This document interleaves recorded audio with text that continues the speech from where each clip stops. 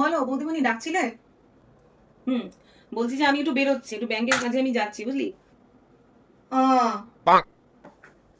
বাইরে টেবিলে লিস্টটা লিখে রেখে দিয়েছি, তুই সবজিগুলো আর যা যা মশলা লিখেছিস সেগুলো নিয়ে আসবি। ফ্রিজে চিকেন রাখা আছে, চিকেনটা বার করে একটু ম্যারিনেট করবি, ঠিক আছে? ম্যারিনেট করে রেখে দিবি। আলু দুটো স্কুলের বন্ধু আসবে আজকে দুপুরবেলা, ঠিক আছে? সব মনে থাকবে তো? আর তুমি কোনো চিন্তা করো নি। তোমার কতক্ষণ সময় লাগবে গো?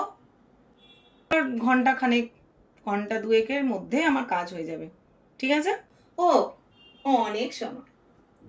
তুমি এসে ঠিক আছে, দরজাটা দিয়ে দে। হুম, দুগ্গা দুগ্গা। ও, বৌদিমণির আসতে এখনো 1 ঘন্টা দেরি আছে।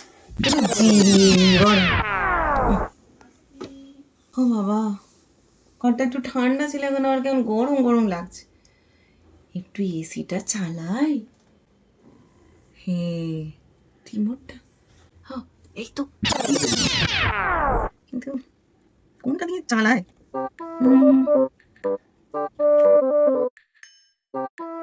এই তো, চলেছে চলেছে। আচ্ছা, এই বেলা একটু রিমোট নেবো।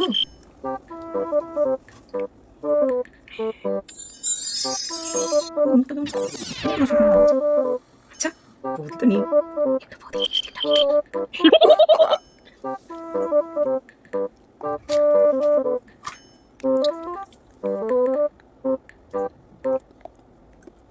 বাবা, আমায় কি সুন্দর লাগছে।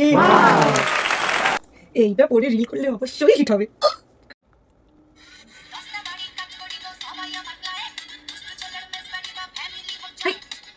আরে, বৌদিমণি সানগ্লাসটা নিয়ে যেতে ভুলে গেছে, ওইটা মনে পড়ে নি, এই তো সামনেই রেখে গেছে।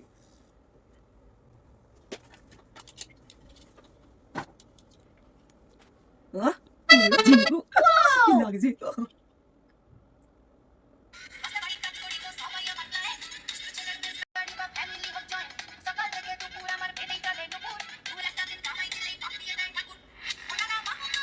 One hour later.